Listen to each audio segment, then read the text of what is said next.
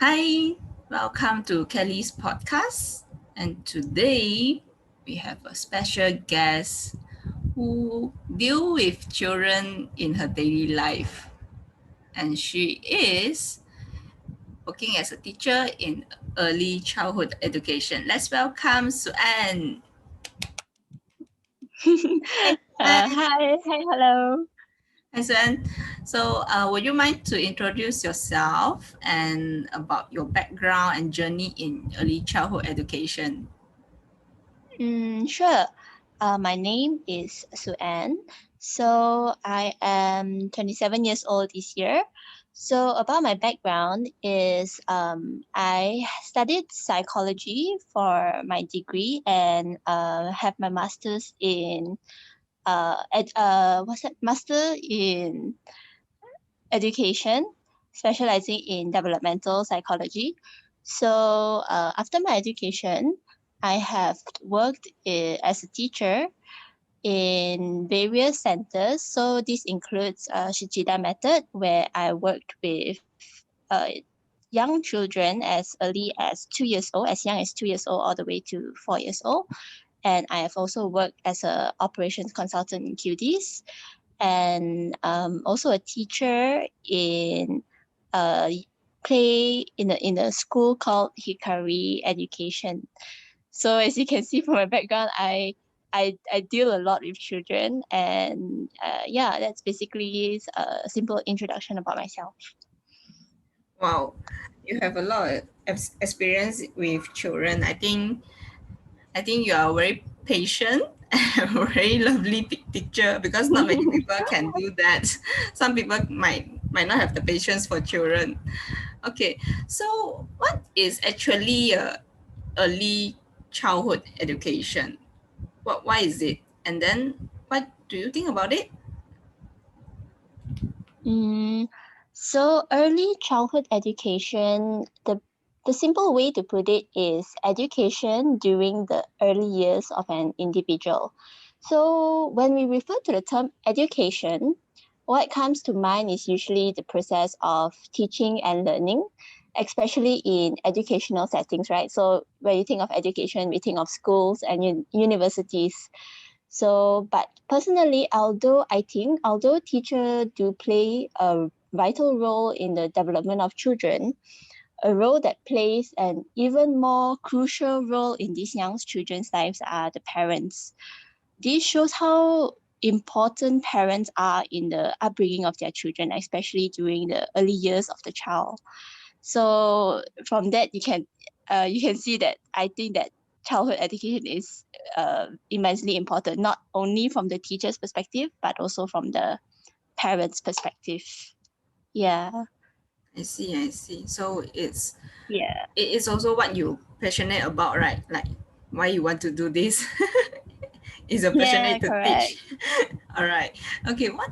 Just curious. What is the main Mhm. trend now in children education? Okay. Like, for example, like previously, parents always use those scolding method and caning their children, but now as years Correct. pass, now we are more, encouraging those loving type of methods to teach our children. So, what do you think is the Yes. main trend now?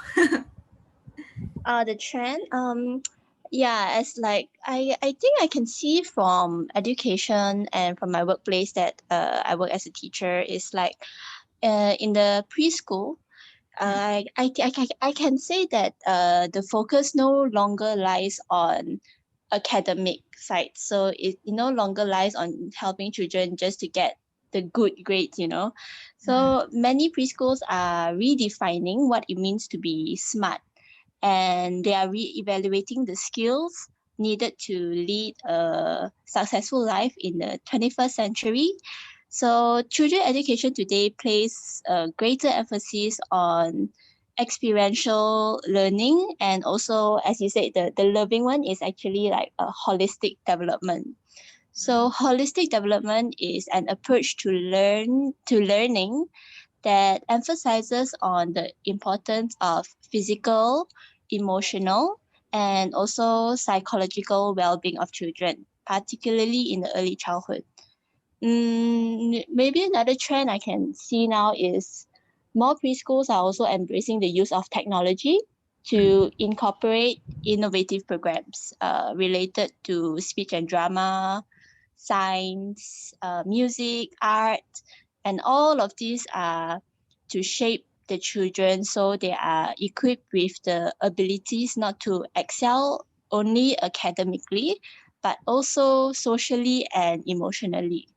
Mm, there's also the emerging trend of I'm not sure whether you heard before is the Montessori and play-based preschool. Yeah. So are you familiar with it? Yeah, I heard about it, but I never really go into it to study how is it. uh, I see. Okay, so Montessori schools believe that play is a child's form of work. So their programs are very child directed. They emphasize on self pace and also individualized learning. So during the Montessori method is where children will choose the activities based on their interests, and they will play, and the teacher will not interrupt them, so they will do whatever they want, their interest basically, in Okay. uninterrupted blocks of time. So the teacher's main job is to observe and track the children's progress, and then also uh, guide them and facilitate their use of the materials. So through this approach, it Mm. is uh, it is taught that the children become more confident, independent, and self-regulated and self-disciplined because they are doing things at their own pace, at their own time, and that's how they grow to be more independent. Yeah. So play-based centers are also basically the same thing. They believe that children learn best through play. So these preschools let children take part in a wide range of play-based activities such as pretend play, role playing, and teachers respond by linking all these playtime activities to educational lessons. So through this, children can develop skills like problem solving, uh, learning how to cooperate and resolve conflict through their interaction with their peers during the playtime. Wow, that's Yep. very much different from what I thought. I mean, like from about 20-30 years ago, the education is totally Yeah, different from now. There's a big change correct, actually in correct. a short time. And Yeah, it's oh yeah, slowly evolving lah, what I would mm, say. because I was like, why? Okay, previously parents send their kids to tuition center, but right now parents send their Mm-hmm. kids, their children to drama class, public speaking Yeah. class, and some like what you mentioned, those play based preschool. It is very Mm-mm. different from our. I mean, in maybe different from our generation. Previously, I don't even attend to this kind of classes of preschool. Very much Yeah, same different. for me too. But there's a good change. It is very well, very good Yeah. for our future generation. All right. So from the play base that you mentioned earlier, so from there already the children will already learn those life skill like problem solving, discipline, and be more confident in like voicing out their own opinion. Right. This is all. Correct, correct. All right. Okay. And next one is like from a teacher perspective, uh, Mm-hmm. what do you think like what are the common issues right now? Maybe in parents' way of educating or in the children behavior. What is the most common issue? Thinking about it, common issues now, I would say that parents today are busy. They are very busy. Unlike the past days where the father would work and then the mother would stay at home to take care of the child, it Mm-hmm. is very common now that both parents they have to work to maintain a comfortable and secure lifestyle for the family. So they are so busy that sometimes they will rely on other main caregivers or other family members to take care of their kids. So uh, still, I think it's very important to spend family time together to bond with your own child, be it as little as 10 to 15 minutes of playing or just talking to your child. So uh, we as a teacher, we do encourage parents to bond with their, like, have quality time with their child. So but it depends on whether the parents are they able to take up this small little assignment, maybe incorporate it during their week. Maybe another issues I see more common today is it's a bit sensitive, but I think it's a fact where cases of divorce Mhm. is increasing now compared to the olden days, and then this may neglect to proper care of the children. I think it was released last month. There was an article from the Department of Statistics Malaysia that, if I'm not mistaken, like there's an increase of divorcing rates of 12% Mm. this year compared to last year. So it's not always the case, but divorce and separation always lead children to experience intense emotions, such as anxiety. So they feel anxious, and almost most most children, sometimes they do not suffer long-term consequences, but some may experience behavioral problems such as aggression, delinquency, or being very impulsive as compared to their peers from two-parent households. So these outcomes may occur because they are mirroring actions that they observe at home. So let's say the parents, they argue a lot at home. So it's a form of aggression, right? So the children, they observe their parents, and then at Mm. the same time they learn these types of behavior. Yeah. I see. I see. Okay. So the common issue is mainly, uh, of course, it start from parents because children learn from the parents, Mm. right? So children behavior is mostly reflected on parents' behavior as well. All right. Yeah. Uh, so um okay. What do you face like a lot of single parent during your working life with children? Like, is your children Mm, all single parents? Like, how often do you meet? single parents. Mm. I would say it is, sometimes it would be like, let's say out of 10 there would be around 3 who have like single parents. Yeah. Mm. But I would say that it's not like if you are divorced, then oh, that means your child is doomed. You won't Ah. have yeah. It depends on how the parents take initiative as well, because I think co-parenting also, it can work. So Mm. it just depends on how the mom and the dad allocate the time to spend with their child and make sure that everything is going well.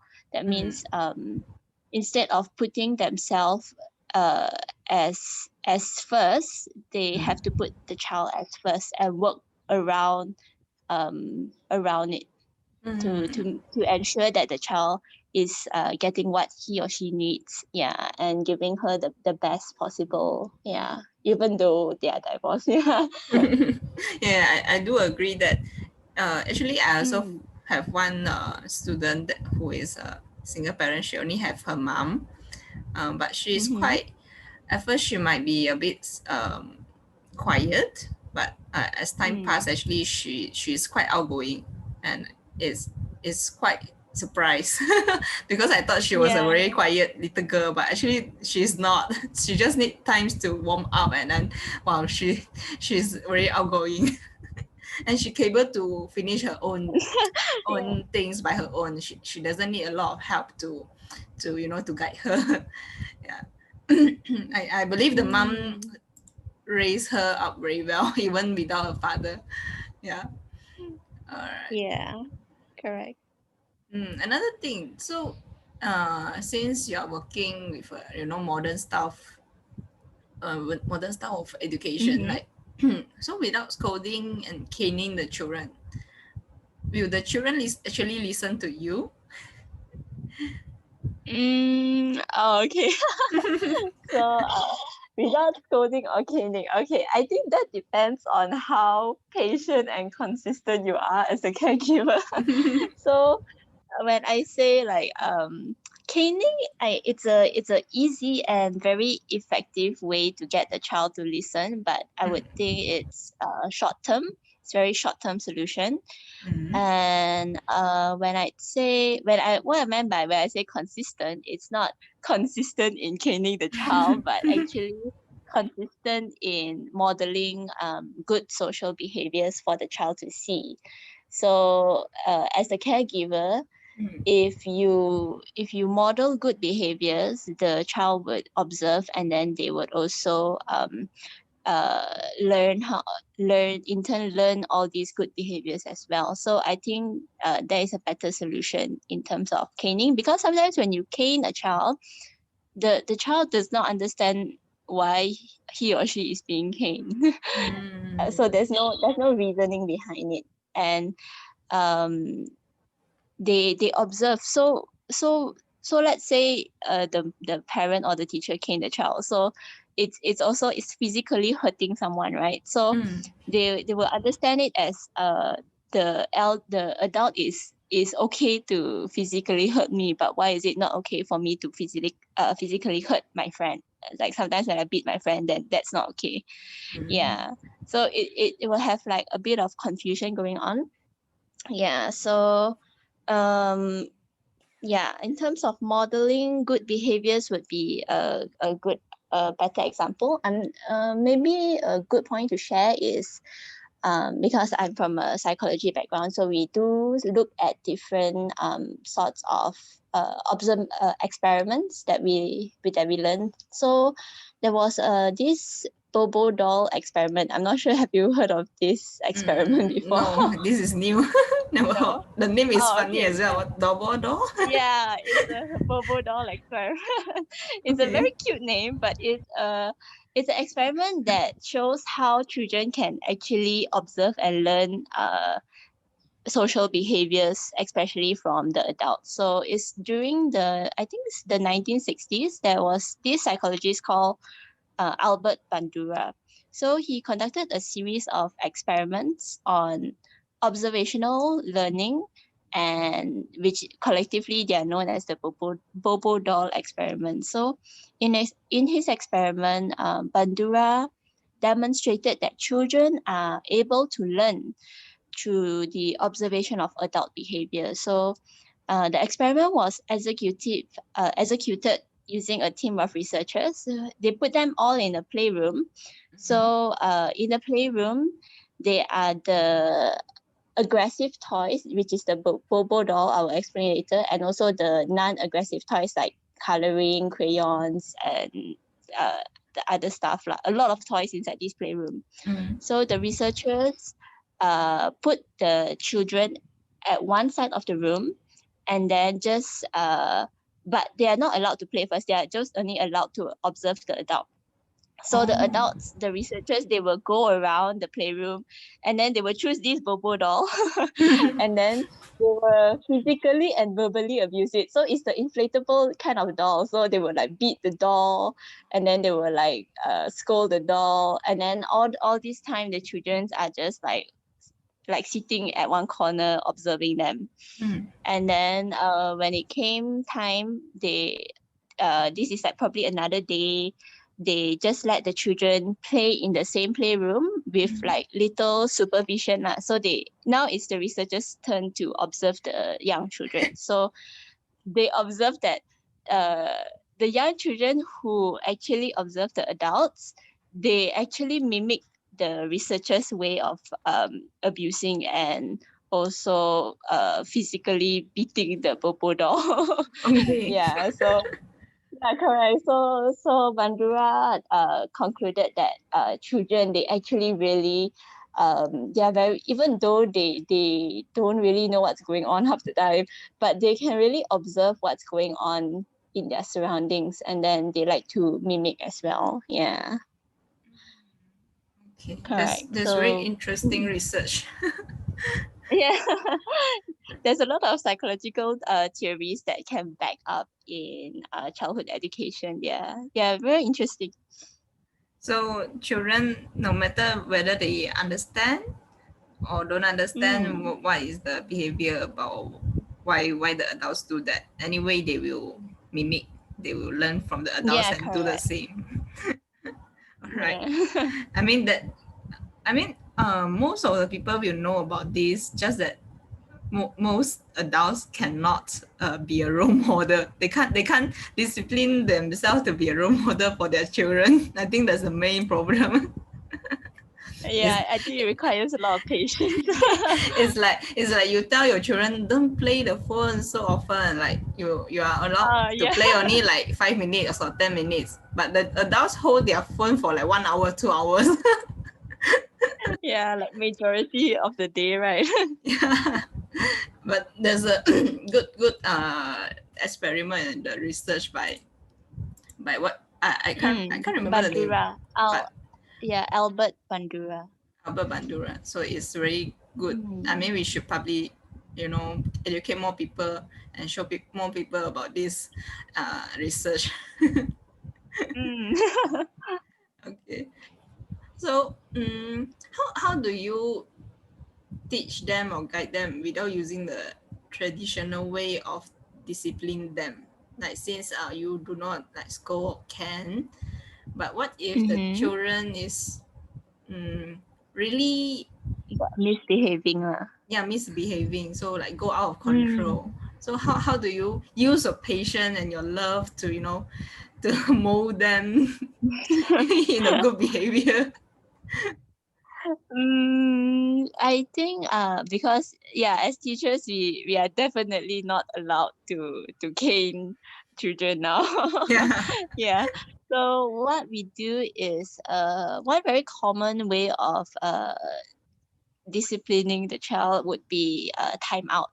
So um a child, like let's say a child misbehaves, then we would ask the child, like we will tell the child, okay, because you did this, that's why you can no longer play with your friends for now. And then we will take a chair and then put it at the corner of the classroom, and then Mm, the child will be sitting there timeout for, like, let's say, because for young children, I would say around 15 minutes is already enough for mm. them to realize that, oh no, my friends are all playing at that side, but I cannot, I have to sit here.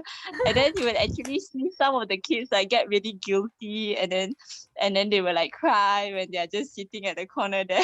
So it looks like very like poor thing, right? But I think they get the message. So at the same time, when they are having time out, and then we as the teachers, we would go over and then we will explain why they are getting time out and why they cannot play with their friends now. And then most of the time, I would say it is effective, because the child will like, oh, okay, that means if I do this, then I cannot play with my friends. So they would not do that behavior again.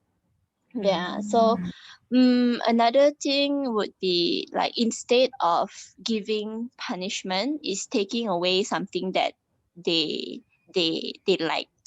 mm, So let's say two children, they want to play the same toy, and then mm, they end up fighting over the same toy. So what the teacher can do is take away that toy, so both of mm. them cannot play. They have to play something else. And then Okay.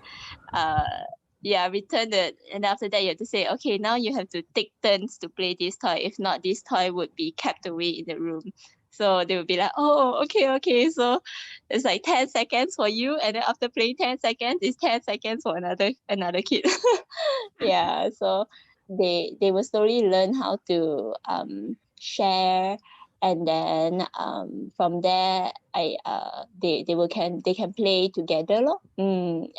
But at the Mm, same time, I think that some kids, they always like whine and complain, but actually they are mm. just trying to get your attention. Okay.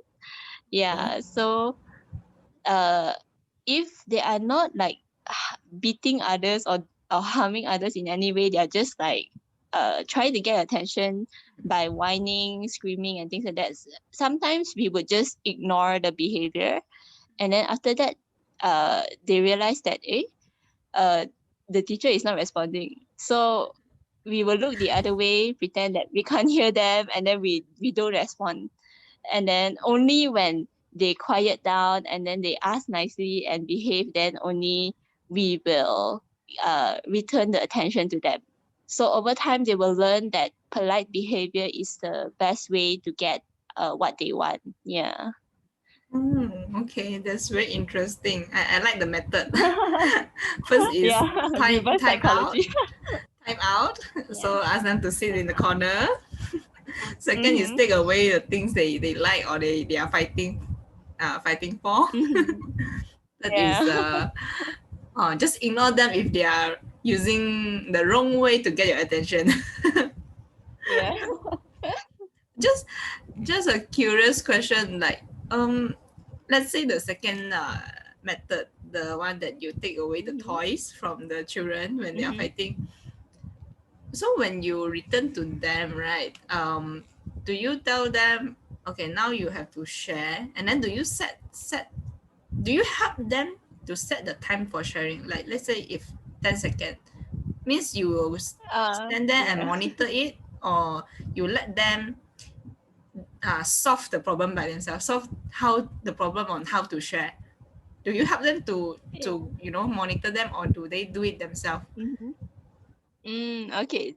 This is quite funny. It actually happened in my school. So Mm, because in the school that I taught, they had 3 years olds and 4 years old, so the age group. So mm, this situation happened among a group of 3 years old. So when we took away their toy, when I gave it back, I said, okay, I will count out loud. So 10, 9, 8, and then they know the teacher is counting. So after when it's until 0, then they will switch to another person. So all this was happening among the big group. So when the 4 years old actually observed it happening, so when mm, it came to the 4 years old's time to play, mm. I actually saw the 4 years old doing it among themselves without the teacher's supervision. Yeah. So I find that like, okay, wow, I don't even need to be there. And then they already know like, okay, I want to play. So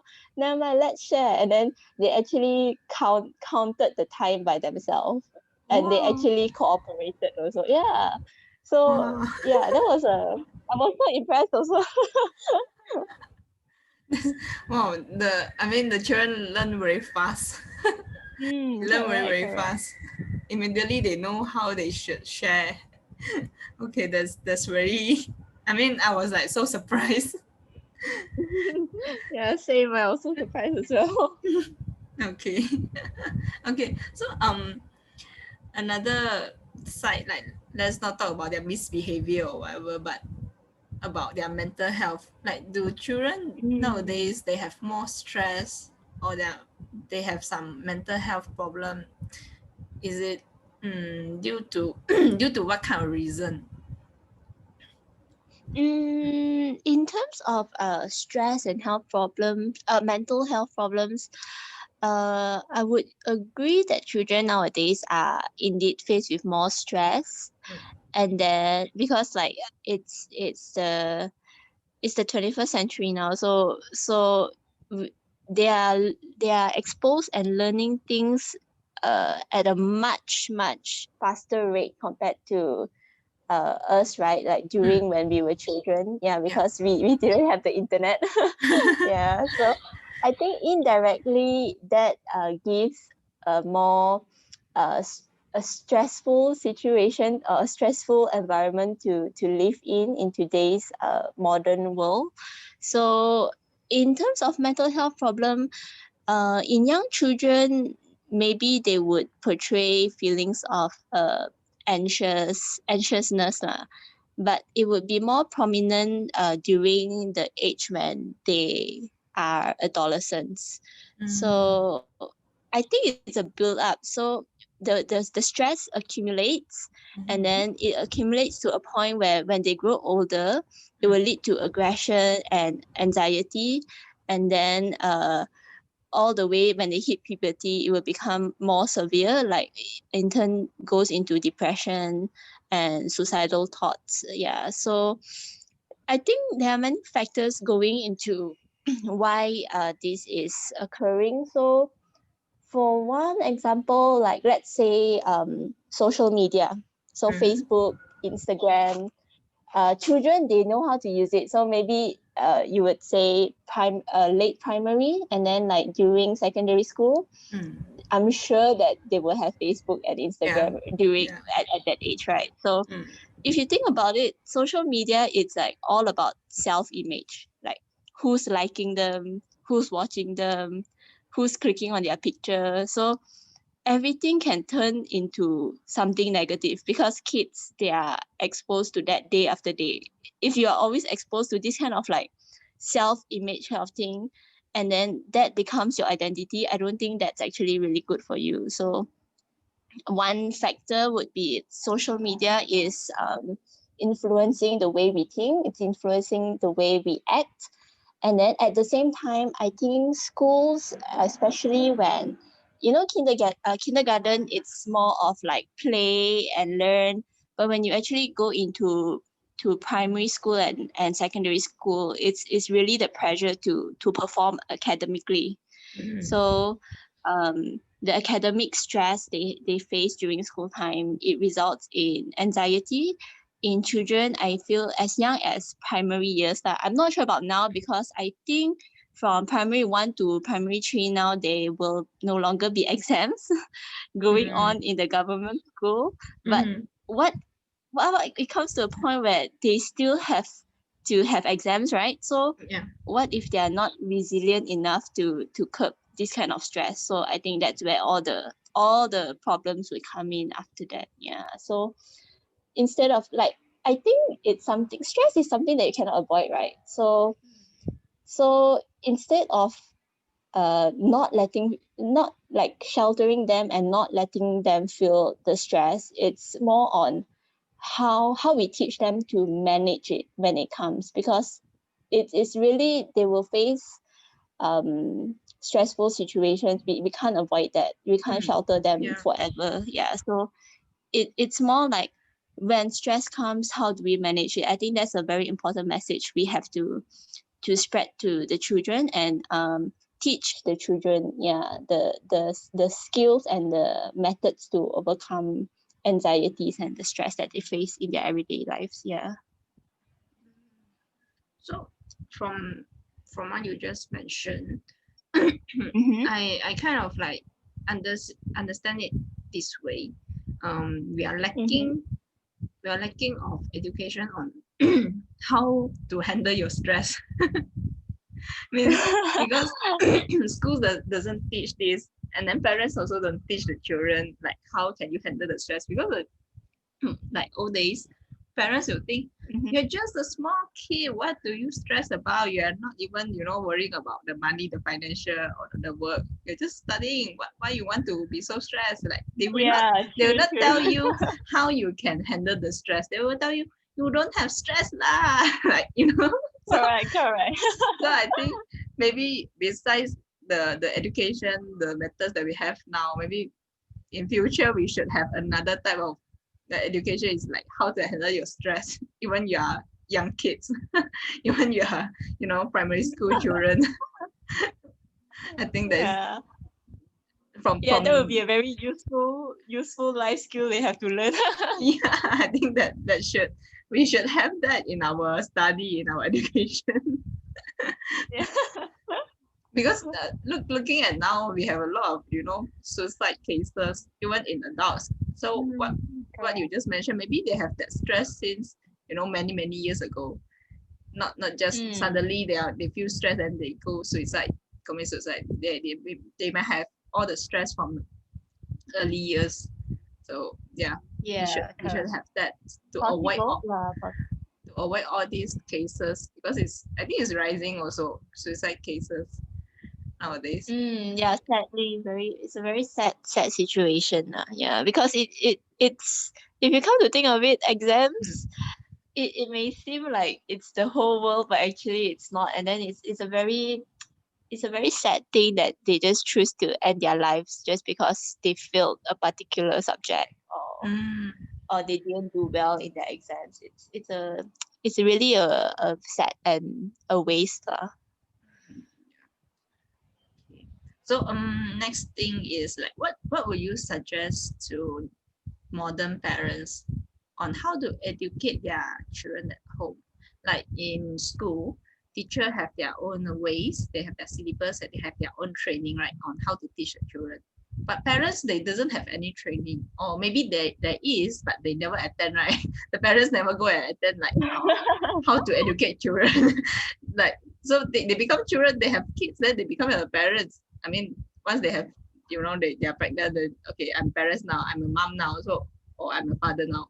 But they never know how should I educate them besides sending them to preschool to teachers. Mm.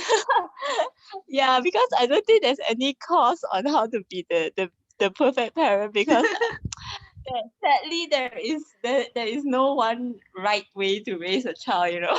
Yeah, yeah, Every yeah. child is different. There is so like the environment is different, sometimes the circumstances is different. Yeah, so it's really hard to have one method to do this right. I don't think there is such a method. If not, I think every child would be perfect right now.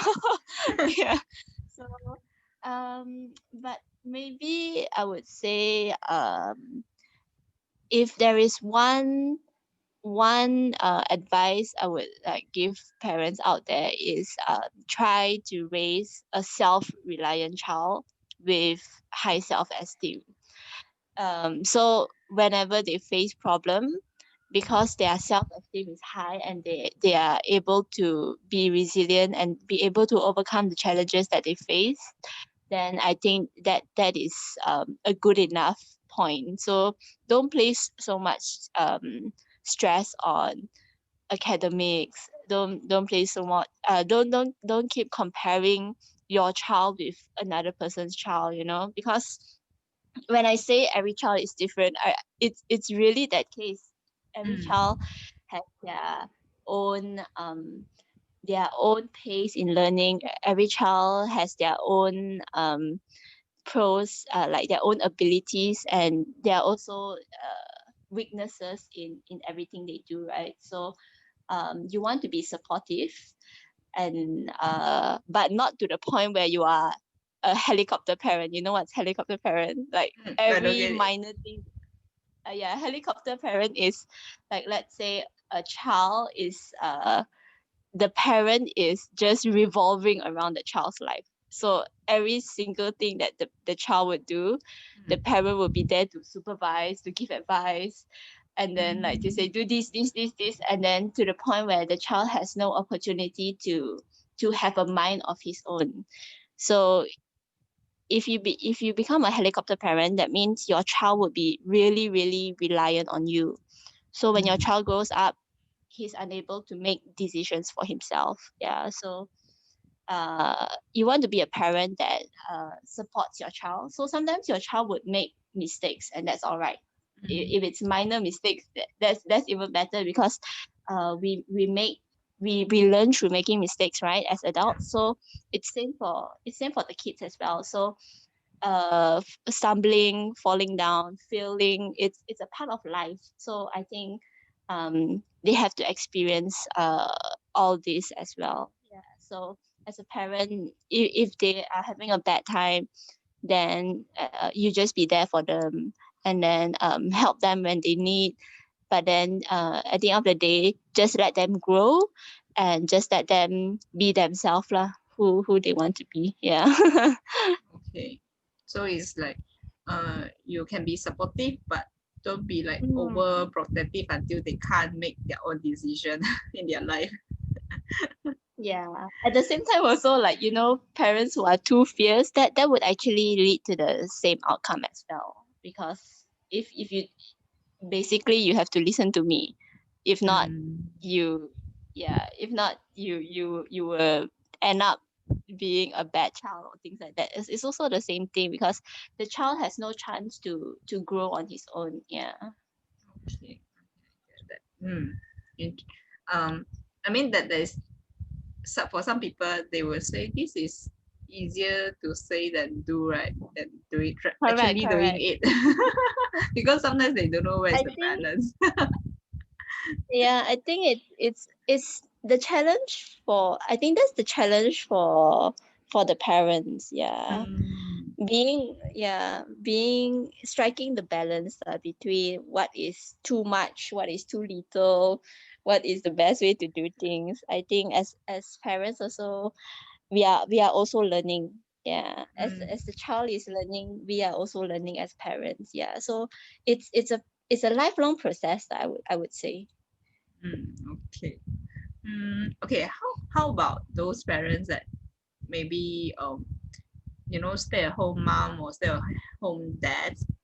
They will Mm-hmm. face their take care of their children every day like 24/7. Um, Mm-hmm. normally they will the parents will start to accumulate those you know um negative feelings, like as in the children first they did something wrong. Okay, the parents will say okay, it's okay, first time, never mind, I'll let you know, okay, what's the right thing to do. Then second time, third time, Mm-hmm. fourth time. So the parents, they try to control their anger, like, but then eventually they once they keep it inside themselves, then one day they will go explode. I mean, like, how how parents can control their emotion or handle their own emotion, because it is important to teach your children how to handle the stress, but I think parents as well, because once the parents can't handle their Yeah. own stress, they will put the stress on the children. It's like a cycle. So what do Yeah, you true, think, what true. do you think they how the parents can handle their emotion or their anger when they are teaching their children? Do you have any good advice Mm. for them? That's a good question. Um, I would say for that, I think first and foremost, I guess the parents have to put themselves in the right state of mind first. So like you mentioned like stay at home moms or dads, right? Mm, So I guess there are periods of time where they are like periods of time during the day where they are more stressed out than the rest. So let's say in the morning there's a lot of housework to do, there's a lot of cleaning up, you have to prepare food and everything. So without taking into consideration of the child, mhm. you yourself, the parents themselves, they are already feeling more stressed out already, right? Yeah, Compared to at the end of the day, okay, everything is settled and then they are going to go off to bed soon and yeah, things like that. So uh I like in terms of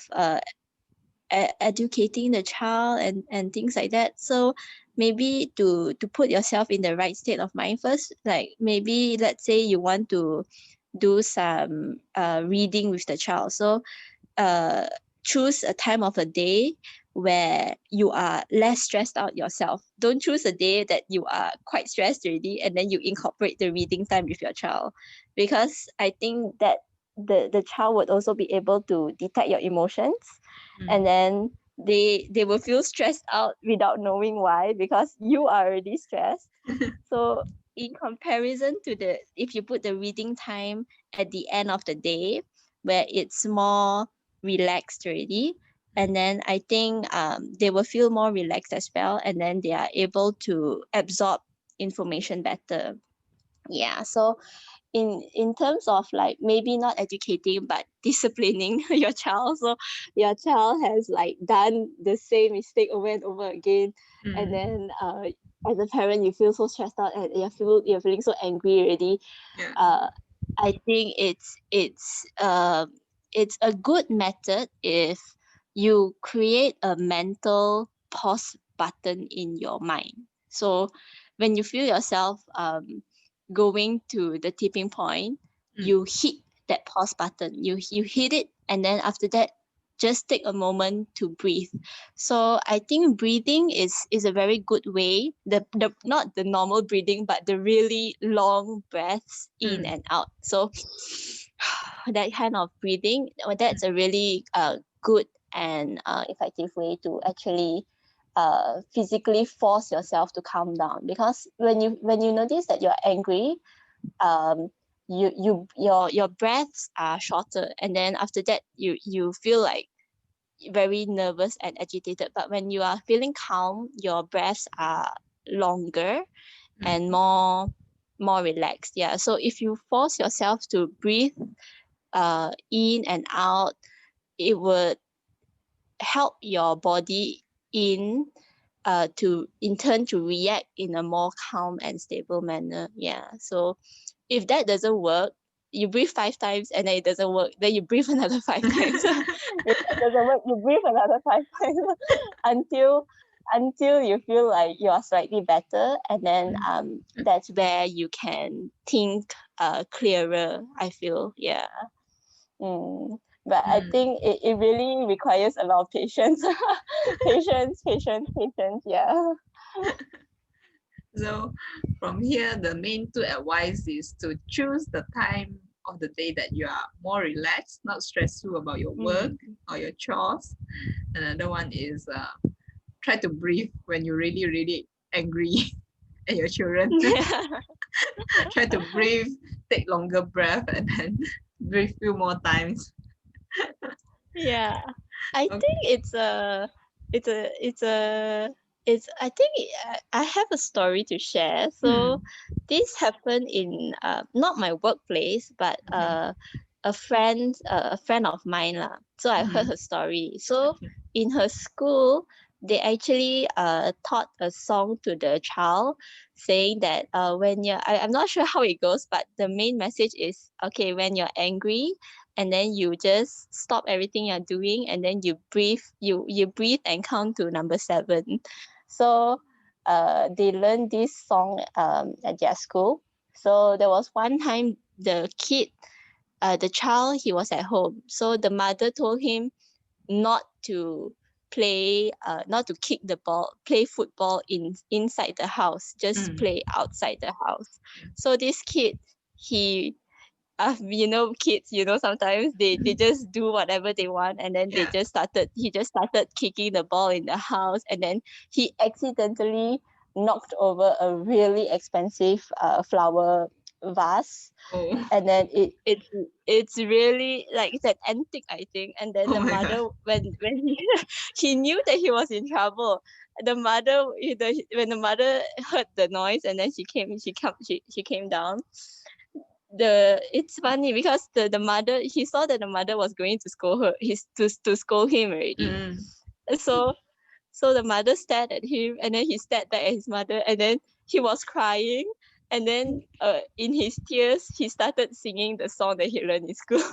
So like, when you're angry, just stop and breathe and count to 7. He was like crying and singing that song to his mother. Yeah. So when the mother heard and like saw the situation and then heard the song, she didn't know whether to cry or to laugh. Oh my god. Yeah. That Oh, was a very that's funny story as well. very interesting. So actually, the children learn not to use it for himself as only Yeah, he apply it correct. for his mom. Yeah, he applied this for his mom. He's teaching his mom how to control her anger. Yeah, correct. Oh, that's very interesting. Really, really. I mean, there are a lot of interesting and funny stories that I heard from the children. Yeah. Okay, okay. That's a good song. I think everyone should learn to sing that as well. Yeah. Maybe we can go and search on YouTube what song is that. Maybe yeah. Maybe I try to search it later. Okay. I think that's conclude roughly about what we want to to discuss about. But of Mhm. course, early childhood education is not that simple. It's not this simple. of course there are a lot of different details and layers into it. But at least this few advice that you give that maybe can help some parents out there who are actually facing challenge or problematic children. So I think this kind of give advice to all the parents and the teachers as well, not only parents. Yeah, so they are very very valuable, and I think I might be able to use some of your advice when I'm teaching my students in my art studio. I really like the time out, the taking off, taking their toys away, and yeah, these few methods I think works really well. All right. Yeah, feel So free to try them out. yeah, I'll try it and let you know afterwards when if I come across this kind of situation. Okay, so I think that will be all. But Suen, do you have any like extra, advice or any last word before we finish this up? I feel for the to the listeners out there, I think any last advice would be for for everyone to just appreciate the efforts that the teachers especially in the preschool settings, to appreciate them, and at the same time uh give them credit for all the effort that they put into their work. Yeah, because I even though it seems like an easy job from a more professional career point of view, maybe let's say like a doctor or a dentist, they would look at Mm, the preschool teacher and then they would think that what's their job, their job is so easy, just taking care of kids. But I feel that it's not as easy as it seems. So mm, I think every teacher would really appreciate if the parents or somebody they know really just take the time and say, oh wow, I feel that you put a lot of effort into your work, and then I really want to thank you for that. I think that would make any preschool or teacher happy. Yeah. nice. I mean, yeah, a lot of people should give more credit to teachers. All right. mm. Thanks to Anne for today. Thanks for your time and your All valuable right, no advice to worries. everyone. So see you next time. All right. All right, see Bye, you. Anne. Bye.